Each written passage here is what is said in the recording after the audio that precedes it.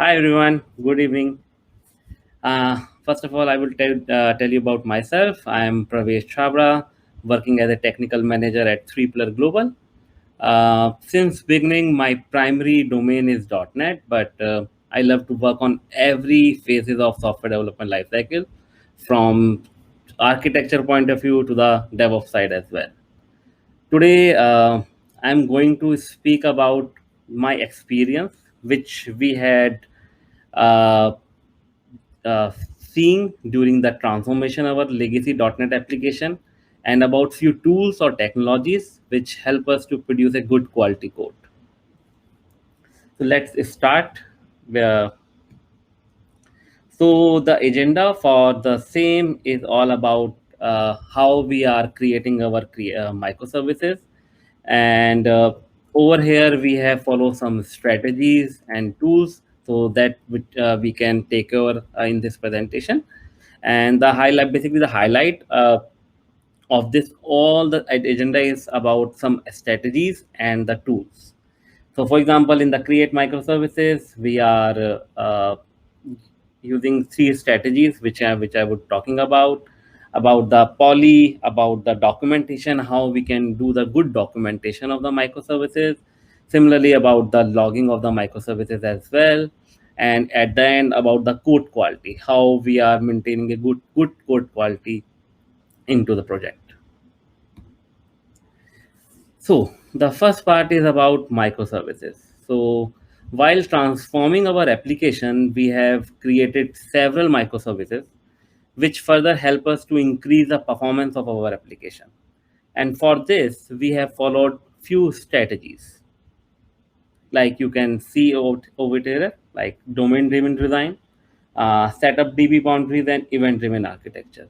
So before transforming our application, we first sit together as a team, think about the same, and then start implementation the same as well. The first strategy is all about the domain driven design. I think most of the people already know about that particular strategy, but why we are choosing this one is all about because we have a legacy application, and that is a huge application, and that contains around thousands of lines of code, thousands of files, thousands of services, similarly for the managers, providers, all those stuff. So before moving out or converting into a microservices, we first need to understand about the domain, about the whole business, how much that business we can divide into a several part as well. So as I mentioned, that domain driven design is not a technology or not a methodology. It is just like a strategy, how we can determine the business, how we can understand the business, how we can divide those business into a small domain, and basis on that domain we can create some microservices as well. Similarly, I would talk about some examples like in a DDD pattern, if I'm talking about the food delivery system. In a food delivery system, we have a several small system acquire as well. Like in a food delivery system, we have a restaurants which accepting the order. We have a clients which giving us a order. Similarly, for the delivery person as well, who can deliver the food from at the client side as well. So similarly, that we are most understand about our first business and then convert it into a small part, divided big business into a small microservices like delivery, payment, tracking of the delivery person, or tracking the food, about the users, about the restaurant, anything else. And similarly, at the end, which I mentioned, before starting or converting any new application, you just need to understand business first. You need to first understand the whole business, whole legacy application, and then think about the domain and then divide it into the microservices. This is the first strategy which we had followed while converting our application into a microservices part. The second strategy which we had followed about the DB boundaries. As we all know, in the legacy applications or in a single application, we have a huge database which having a n number of tables, n number of relationship in between those tables, n number of transactions would be happen across the table as well. So once we identify the domain, then maybe we can identify the tables as well, which table which go with the specific microservices as well. Then we can create a database according to the respective microservices, which contains about only those specific microservices detail. Like over here, I have mentioned about the restaurants. So restaurant, we can create a one table for the restaurant part only, which contain only information about the restaurants, a restaurant location, that restaurant owner name, or all those stuff. Only for the restaurant, not about the order, not about the payment. Payment order having a separate database, which having a separate microservices. Uh, the main advantage of doing this is about the loosely covered. So we are not worried about any deployment now. So, for example, if someone wanted to have some feature at a restaurant site, add some addition columns or showing up on the UI at a restaurant part only. So we just need to touch only the restaurant service, not the whole application.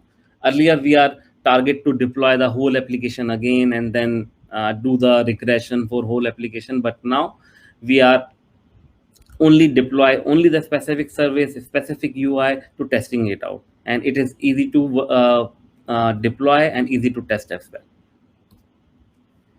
And at the end, the main the difficulty, some if someone work on the same, they face some difficulty about the distribution transaction. Like for example, if someone making a order and user making a order, it would goes to the order database, make an entry, it would goes to the restaurant for approval, and then restaurant deny that one, we are not accepting that order. Then we have to roll back all the events, that we have to cancel the order, and we have to revert back to the user as well, that that restaurant is canceling that order. So for these type of issues, or for these type of problem, we need to we have identified one pattern which we call Saga. Maybe you can search it out about this Saga pattern, what exactly. But over here, I will just show you about the overview about the Saga pattern. Is that Saga pattern is a transactional sequential which contains the sequence that which event has been triggered first and which event is triggered last. And if we wanted to roll back all the scenarios, Saga pattern would help us to understand how we can revert back each and every transaction on each databases as well. The last one, the last strategy which I am going to talk about is all about event-driven architecture. I think someone already knows about what exactly the event-driven architecture is, but the event-driven is all about someone raise an event and it would some subscriber pick those events and do something. So think about the same as well while you are converting any legacy application, because in the legacy application there is lots of areas which is covered via this event-driven architecture as well. Why we are waiting out? Why we are waiting a response from API if API is sending to the email? Like for example, user registration. User fill up the form or submit the request. We just make an entry into the database, and earlier in the legacy application, we are waiting for sending out the email from the code and then response back to the user, your user account has been created. But now, whenever the user has been created, we just raise an event, and event would do that stuff, and the subscriber would get that opportunity to get that record and work on it. So in this one, as I mentioned, event-driven system enable message to ingest-driven ecosystem. It broadcasts this message, and whomsoever are interesting to receive them, receive it and execute the code as well. So let's take an example over here about that food delivery as well. Sometime like food order is successfully placed, then we need to identify restaurant, customer, and delivery person. So our microservices, whenever the order has been successfully placed, we just raise an event. And we have several microservices which taking care of those events, grab those events and do the stuff. So over here, whenever the food has been successfully placed, restaurant has been notified via email, via messages, similarly with the customer, and similarly for the delivery person as well. So delivery person would get those event and do their work accordingly. The main advantage which I we feel in the event driven architecture is that this is not dependent on any language. For example, in our system as well, we have used Python, we have used Node, we have used Java, we have used C Sharp as well. Some of the microservices written only on the Node. So we just raise the event, and any of the application just accept that event and do their work. So it is not dependent on any language. So the examples regarding this event-driven architecture or patterns, we have Saga, we have Kafka, we have EventBridge, we have SNS. So in our system, as per our experience, we have used Amazon EventBridge, Kafka, or SNS as well. It's very useful to send it out email, send it out any event, or send it out any alerts to any partner, send it out SMS. So all those features are available into this tools itself.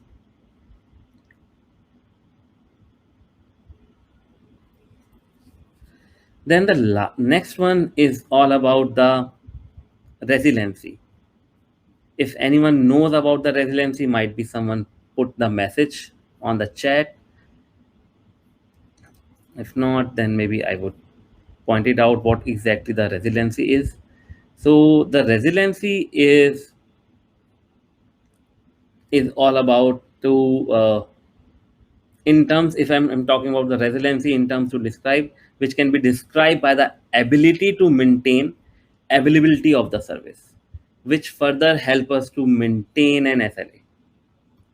Like I have mentioned over here in this slide, I will just go through about the example and why this resiliency, it is a main thing which we have concern in our application. Resiliency is all about that, which I've already told you, is taking a SLA. For example, my application is dependent on third-party application, and somehow third-party application has been failed. It has been down. So now every request which comes to me, it goes to the third-party server. It is failing a request, and then again back I have trying it out and send it to the and tell customer that something is wrong happen, but that can be delayed in a correct way as well. Might be somehow we have a different path, like one of the API is failed, and third party vendor call us that first primarily you can call this API. If it is failed, then maybe you can call me on this API as well. Might be this API is up. Or similarly, if third party software is third party services fail, might be we can return some common message for all the users, that's right now something is not happening good, we can retry it again later, instead of throwing an exception. So in a resilient microservice, build a resilient microservice, we need to make sure that these four features should be enabled in our system. First of all, is about increased load. It is about the auto scaling. Second is about the securities. No security issues would be there. Network failure. If network has been failed, then how we can delete this situation. And similarly about the dependency failure. If some of the dependency failure like Redis is not working or MySQL is not working, how we can work or how we can delete. That we call resiliency. For the resiliency, Microsoft, not Microsoft directly, but Microsoft suggests one option which we call Poly. Anyone might be heard about the same. Uh, Poly is a .NET library which provides us a resiliency and handling, the fault handling capability as well. In the Poly, we have a lots of features available. Like if something like SQL is down, SQL is giving us a timeout, or we can return back a common response or something like this. So these type of issues, these type of stuff, we can handle it via the Poly as well instead of throwing an exception. So in a Poly, we can it would give us a lots of policies, lots of every of features which we can include in our application. Like the first is retry. Retry means if I have called one API that is not available, then might be I have retried it out again and again. Like I have retried 5 times, and all the 5 times is not working fine. Then I would throw in an exception. Similarly, about the circuit breaker. Circuit breaker is all about the concept. Like if 5 times one of the endpoint is not working fine, then again for the next 10 minutes, I'm not calling that particular endpoint. Why I need to call it? Because every time it is failing. Circuit breaker is in that scenario, that policy is working in that direction. Similarly, about the timeout, timeout is all about the SLA. Like if someone having a SLA, or some having a specific limit that I need a response in a 1 second. If you go beyond that 1 second, that is not a SLA. So then might be we can have a set up some code level SLA as well. We can set up some timeout. Like if this function is not responding back into a 1 second, then I would throw in an exception. Similarly, like about the cache, it would cache the last response which we have sent it out to the users. Fallback URL as well, as I already mentioned. If one of the endpoint is not working fine, then it would fall back to the different endpoint. And if it is working fine, then we are returning back to the users. And last is about the policy wrap. We can wrap multiple policy into the one solution as well. So this is we called poly. Now maybe I would go through about the uh, code, how we can implement the poly in a .NET system. So for this one, I have created one small application. In this small application, we have some few controllers. I will show you over here. I have a few controllers like IP info. Over here, I just need to send it out IP, and it would call the third party endpoint, and it would return me back the information about that particular IP. So I just execute this API. This has been executed. Now, if I execute it, this would return a response that this IP belongs to the India. Now, how we can implement poly into this scenario? So, in the repository, I have a code to making a HTTP call to this endpoint. So, what exactly this method is doing? It would accept the IP. It would call this get value method. It would create a HTTP request, send the request, and return back to the HTTP message, and same message we are returning back to the users. Now, if I go with that timeout policy, I have taking example of few of the policy. So the first policy which I am trying to show you is about timeout. So how the timeout it works? I would comment it out this one, and this one.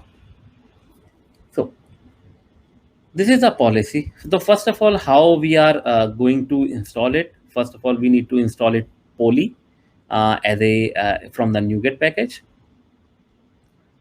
You can see it. I have already included the poly 7.2.2 in my solution, and how I am creating the policy. So the syntax is that policy.timeout. Over here, we can send it out the timeout. Like if I say 1 second, if I did not get the response in a 1 second, it would throw in an exception. So I have created one policy about the timeout.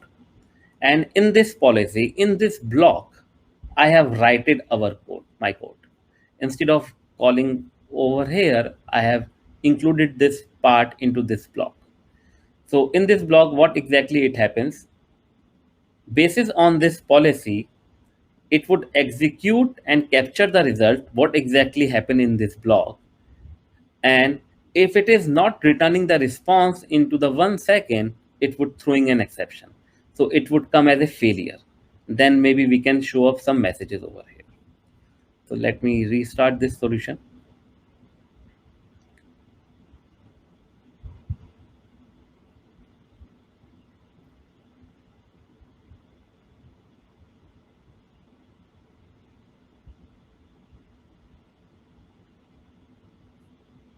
This solution has been started.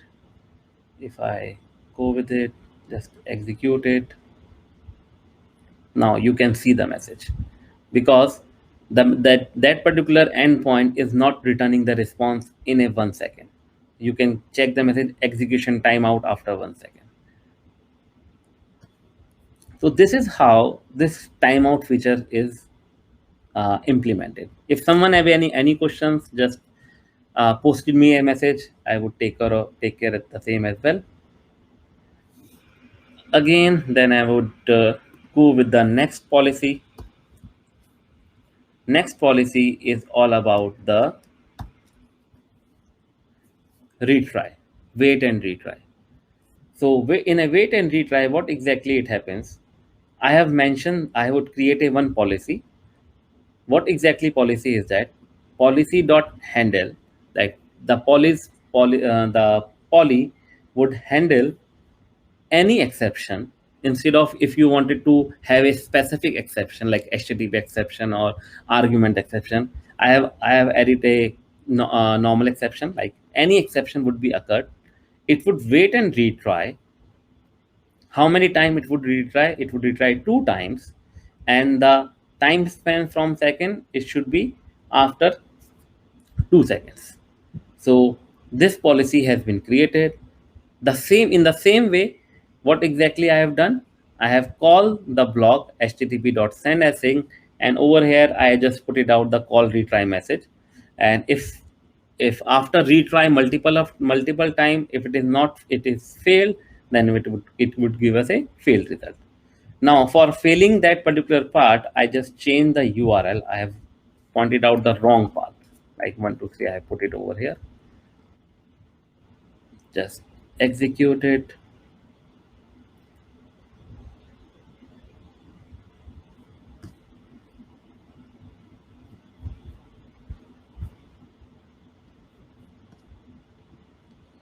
I have executed.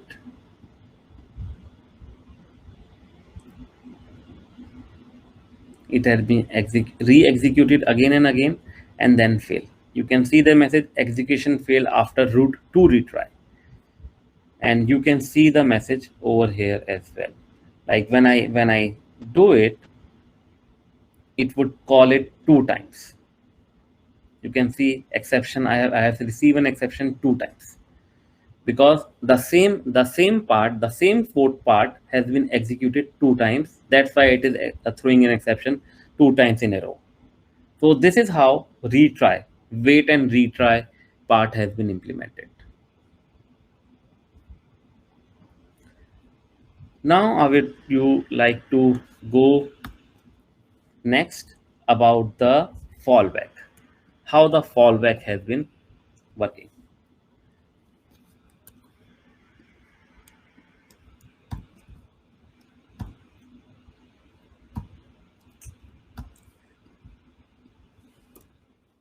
How the fallback has been working. So for the fallback policy, we need to define a policy with a specific response type. Like over here, I have called any of the endpoint, and if the endpoint is failing, then what exactly I need to do? So right now the URL is wrong. The URL is pointing me to the wrong website, which always throwing an exception. So then what happens? So I have created one policy which is written HTTP response message. It would be handle any exception would be happen across that particular section. And in the fallback async, I have created a fallback async. Like if I have call any execute and capture async message, and in this particular block any exception would be occurred, this particular method has been executed. So what happened over here is that I had created this policy. In this policy, in this particular execute block, I have calling that HTTP endpoint. This would throwing an exception. Then it would goes to this fallback method, and it would return only the OK with the content black. So now the exception would not throwing by the application. Let's see what exactly happened.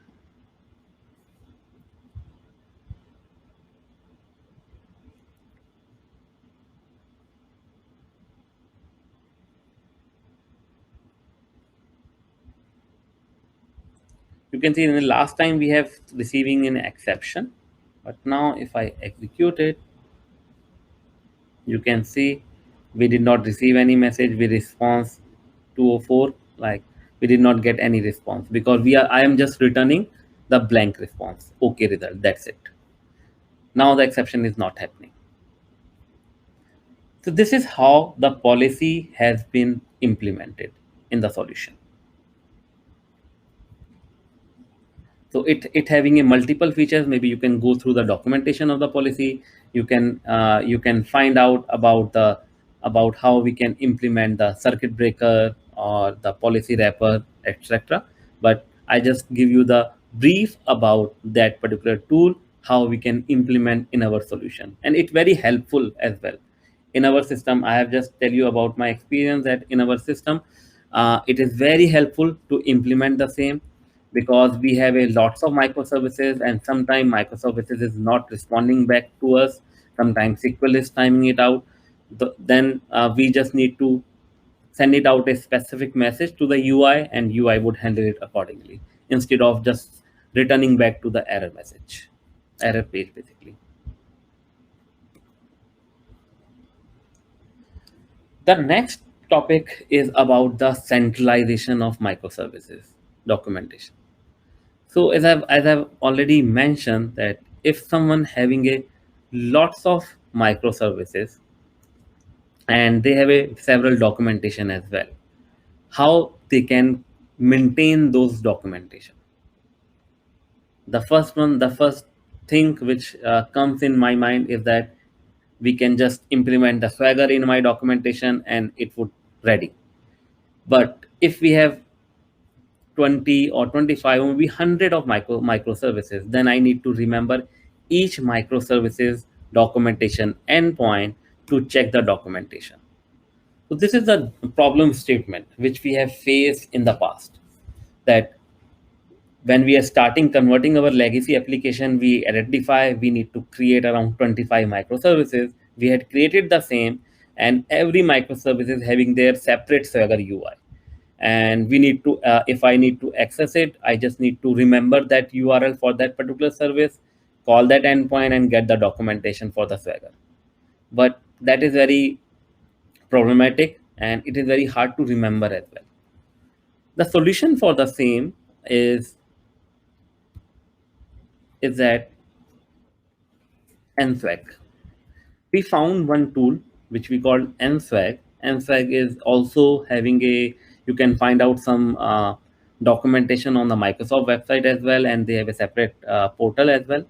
And what exactly NSWAG is doing? NSWAG is similarly like the Swagger, Swagger UI or the Swashbuckle, which is integrated in our application. But what exactly NSWAG is provided, which the Swashbuckle is not providing to us? NSWAG is providing to create a documentation at the build time. Everyone right now, if we implement the Swashbuckle is creating a documentation at a runtime when the server has been deployed, when the code has been running. At that time only we can get the documentation, like I have pointed out over here in this one, like this one. If my code is not executed, I am not able to access the documentation. But NSWAG give us a facility to create a documentation at a build time as well. So what exactly we have done? We have every microservices, we have implemented the NSWAG, which create a documentation at a build time. So whenever the CI/CD process has been running, every particular microservices create a NSWAG file. We copy that NSWAG file at a single location, create a Swagger documentation accordingly. Like we have created our own Swagger documentation website, static website, deployed it onto the S3 bucket. You can get the Swagger code from the GitHub. It is just like a normal HTML website. There have a multiple JS file, one index file. You can just configure it. The index file provided a path of different documentation file, and the same particular link now having a multiple documentations as well. And the main advantage which I have seen through the NSWAG is that due to some modification, a customization in the NSWAG code, we can have a documentation on the rule based as well.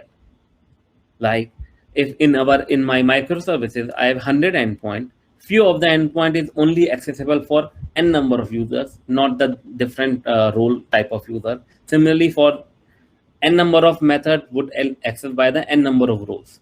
So we can do some add some code into that particular part, and it would create a multiple documentation files on the at the build time itself. So how we can do it from the code level? How we can create a multiple documentation file? So let me show you. For this, first of all, we need to set up the NSWAG. So in the NSWAG, we need to install these three packages. First of all, nswag.ASP.NET Core, which is for the .NET Core application. NSWAG.core is a core functionality which is implemented by the NSWAG. And the last one is about the nswag.msbuild.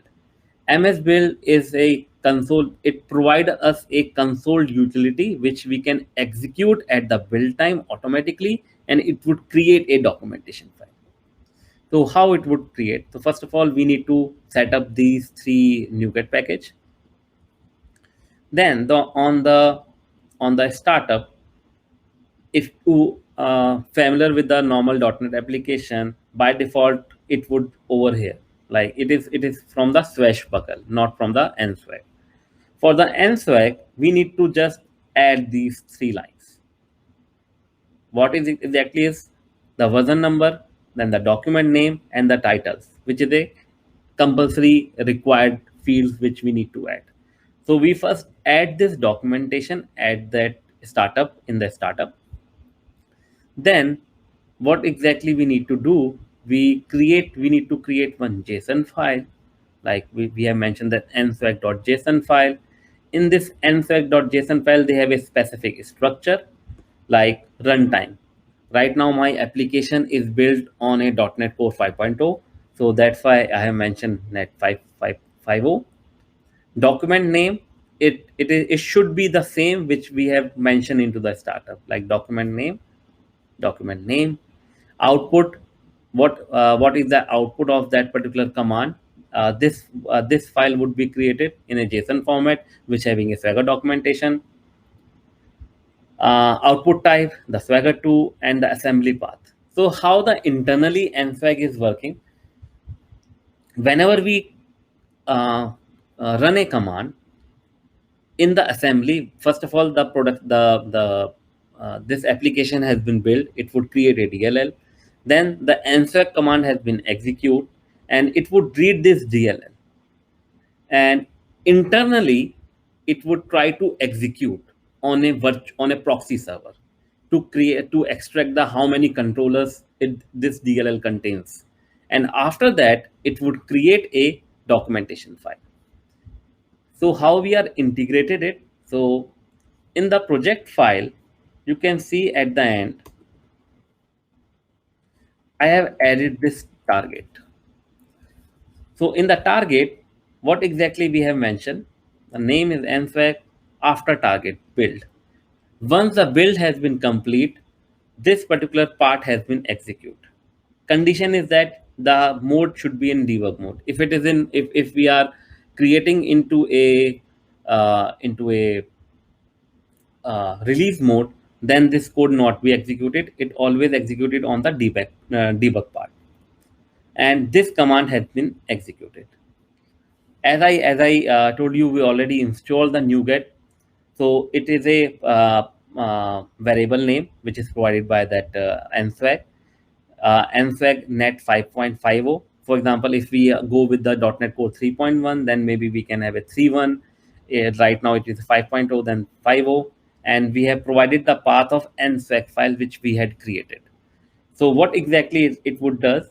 It would execute this command, have a parameter like this one, and create a output directory where we need to create a JSON file. So this out directory is a path of debug folder. It is a default environment variable which is provided by the Microsoft itself. So once we execute this particular command, it would create a file. Like I would show you how the file has been created in a debug.NET 4 point. I would create it a JSON. This one, sample web API codecam.json file. When I just open it,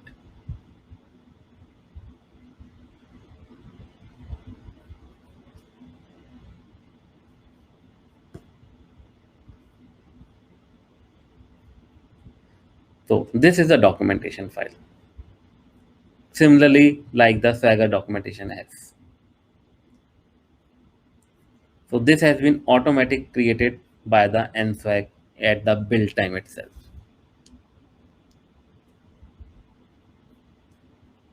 I've just seen one message about some testing method. Yes, NSWAG is also providing those features as well. Due after some code level changes, some minor tweaking into the code of NSWAG. Yes, it would help us to create those methods as well.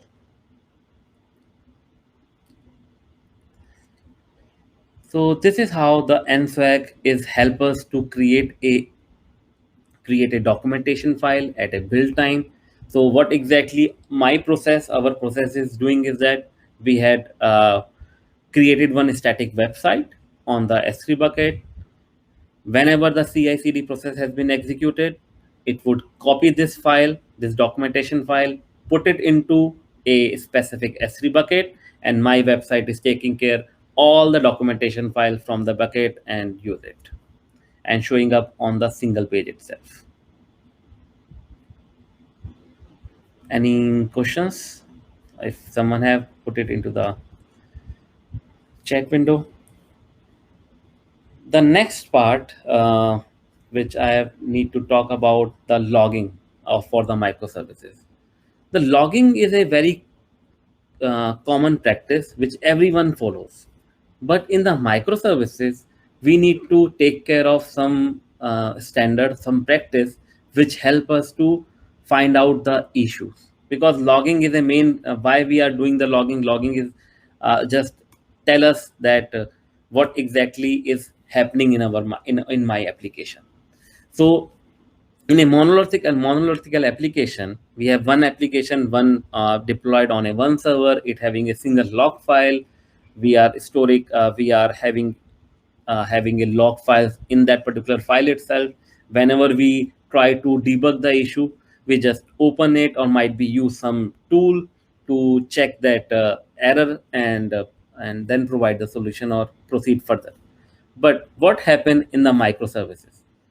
If we have 100 of microservices, then might be we have a hundreds of micro serverless containers, or might be 100 of servers we can have, and every server or every container having a own log files. Then how we can maintain or how we can relate that how which exception is occurred for this for which API endpoint. For example, if I'm talking about uh, my for the primary API, the my API is calling one of the endpoint, and that at that particular microservices having dependent on the 5 different microservices as well, and it would calling all 5 microservices at the same time. One of the microservices is throwing an exception, and due to that, my main API endpoint throwing an exception on the UI. So how we can find out like this why this exception happened and which microservices is doing so.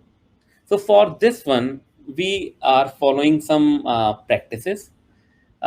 First of all, is that follow some standard of format across all the microservices.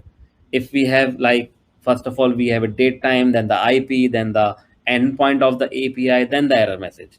If we are using this standard, this should be common for all the microservices. The second one is about the sensitive information.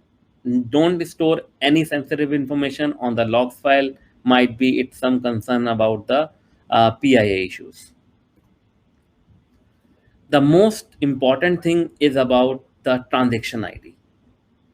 Every log message should contain a transaction ID which improve us to traceability of the exception. So, for example, I am talking about the practicality. We have using AWS, so API gateway call our microservice. Our microservice call a different microservice, and similarly, that microservice depending on the different microservices as well. So API gateway always generate a transaction, a specific unique ID.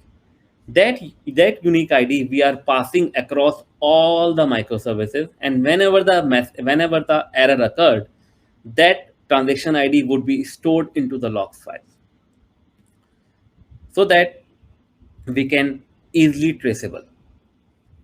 And the next part, if we go with that volumes of microservices, or maybe if we go with the serverless architecture, then we need to create a space, a accommodated space, like maybe CloudWatch or some insights or something like this, where we put all the logs and move it to the Splunk or Sumo or ELK or Insight, any of the code analysis tool.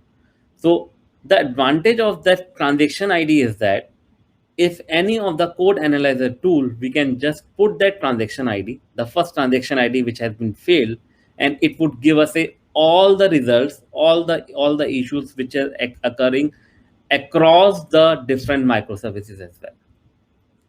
And last on not the least, finding the right microservices logging solution. We are using lots of in the market. There are lots of logging solution provider as well, but as per our experience, we have used couple of Nlog, Serilog, or Log4net, which is a good enough to handle all the requirement of our system.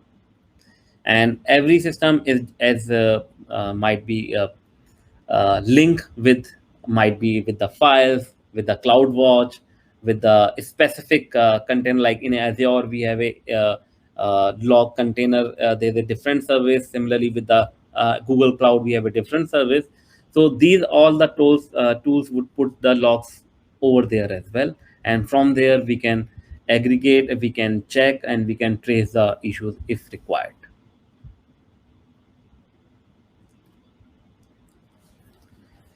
The last thing which I have in this presentation about the code quality, how the code quality would be taking care in our application. So while we are converting our application, most of the developer, what exactly the developer is doing is that they are checking the existing code, copy that code, put it into the new system, and raise the PR. But somehow the old code is not in a good shape, but developer is just copy pasting the code as well. So how we are maintaining that code quality and standards? Like every organization having a own set of standards, having a guideline about the code. Every team lead go through that one, that please follow these guidelines, and they are code review as well. But it is hard to identify small issues manually by the code review, all those stuff.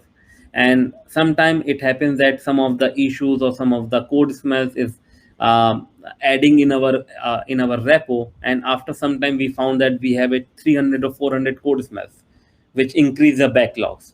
Or sometimes it happens that null check is not there, or something like this. So at that time production crash rate would be increased.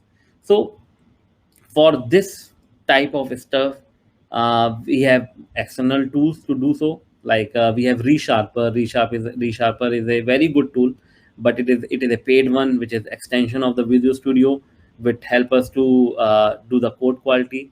Similarly, we have a Sonar as well. The Sonar is a very good tool. Might be someone is already using it, but Sonar is a very good tool to uh, do the analysis of our code, whether we have a code smells is there, whether is a code coverage. Like some developer writing a code, writing a n number of method, but not writing a unit test, or writing a unit test but partially, not covering all the conditions or all those stuff. So Sonar help us to maintain or check those stuff as well. So how we are using that Sonar? Right now we are using the Sonar, and for the code quality, and it is integrated with the CI/CD process as well. and it helps us to identify the all the code issues or security issues at the pull request time only. So none of the issues, none of the code smells, any duplicate code. We are not pushing into the develop branch or into the release branch until or unless it is passed by the Sonar. So for this one, GitHub, in a Git, we have a one facility which is called GitHub Action. With the help of GitHub Action, we integrate GitHub Action with the Sonar, and now our every PR has been scanned thoroughly. And if it is valid code there, then we are going forward with to merge it or not, else it is blocked by automatically by the GitHub. Well, let's do some examples about that repo as well. So, for example, I have one.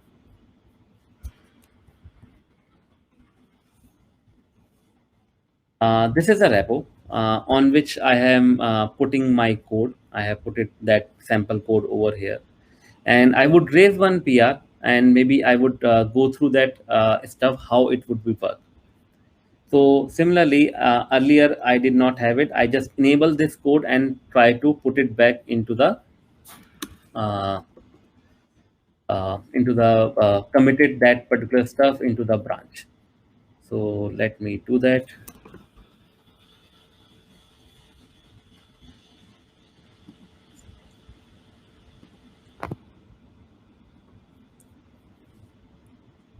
So I have just committed that change. I just raise a PR, create a PR. So you can see when I have raised the PR, one check is doing Sonar Cloud and update that branch. So you can see now the one of the status has been executed. Something is been executed, and you can when you click on the detail, you can see one of the GitHub action has been trying to execute. Some code has been executed, which doing something. So what exactly this code is, I would first go through and then we can back on this particular part. So on the GitHub action, we have a workflow file. You can create a GitHub folder, and in the GitHub folder you can create a workflow file. And in the workflow file, we have to return one YAML, which having a specific set of syntax. You can check it out on the net as well. GitHub provided very good documentation regarding this GitHub action. So I have write down this particular format, like on, this is a trigger point, on push branch master. Like if any code has been pushed into the master branch, this particular code has been executed, or any pull request has been opened, this particular code would be executed. And what exactly this code is doing, we are created one, we have provided that run on Ubuntu framework, because it is a .NET code. We did not require any Windows machine. We are just trying to use minimize the usage of those servers.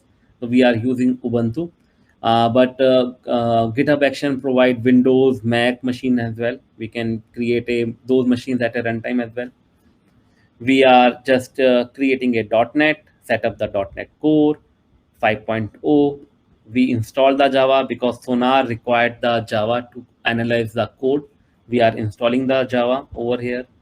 Then we install the Sonar on that particular container. Then we are creating a code coverage file. You can see over here, we are executing the .NET test command, and creating a coverage file as well, which is collect coverage true and open cover. It would create a code coverage file as well. Then we start the Sonar. This is a syntax which can be whenever you configure it onto the Sonar Cloud that give us to you. It would just create a begin. We can start beginning the scan and provide the URL. So now for the Sonar Cloud, we are not using the in-house Sonar system. I am using the Sonar Cloud itself. So I just provide the host. So once the once the code analysis has been completed, it would put the result onto the Sonar Cloud, and Sonar Cloud then give us a result back whether the code is in a good shape or not. Once that Sonar has been begun, then we build our application and Sonar has been end. So once Sonar has been completed, like you can see, all the steps has been completed. All the steps which I mentioned show up onto that particular YAML file that has been done. And if I go with that PR, you can see it would give me a result. This is there is a one code smell which I have pushed it, and there is a 0% coverage. So we can make a rule onto the Sonar as well, like it should be 80% limited, 80% code coverage as well. If it is a limited of 80% code coverage, this merging has been blocked. So this is how Sonar looks like. And if you go on the Sonar, you can just click on it. It would give us a issue, what exactly the issue is.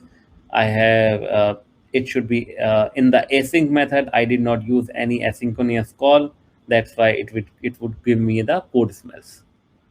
So this is how it is working, and it helps us to uh, uh, push the code without any code coverage, with any code smells, any security hotspot, any vulnerability in the code.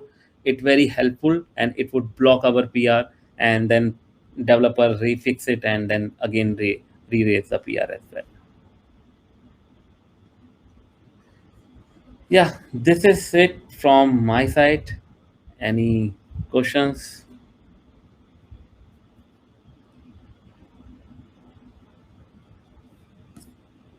I think I am on time. Yeah, absolutely. Well, thanks a lot for the presentation and congrats. We've got probably time for one more, maybe two questions, not more. This was answered. So this was answered. So the question with the answag, have you answered it? Yes. Yeah. Okay, then I've got one more question. So, okay, modernization is a cool thing to do, of course, but I think there is a lot of effort you have to put in to bring people on board and to maybe to ask first yourself, why actually? Why? I mean, many people will find many reasons to say, well, leave it as such, it works, don't bother.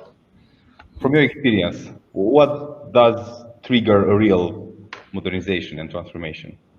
Yes. So the main trigger of transformation of our application is that earlier all the code is happening only on one machine, and due to that we need to create our server, Windows server. And on the production system, we have creating a lots of Windows server which cost us as more.